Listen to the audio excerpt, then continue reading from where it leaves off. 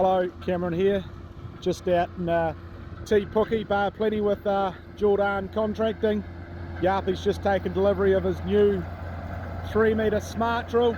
He's under the pump a bit with his 4 metre drill, so he's added an extra drill for a bit more capacity.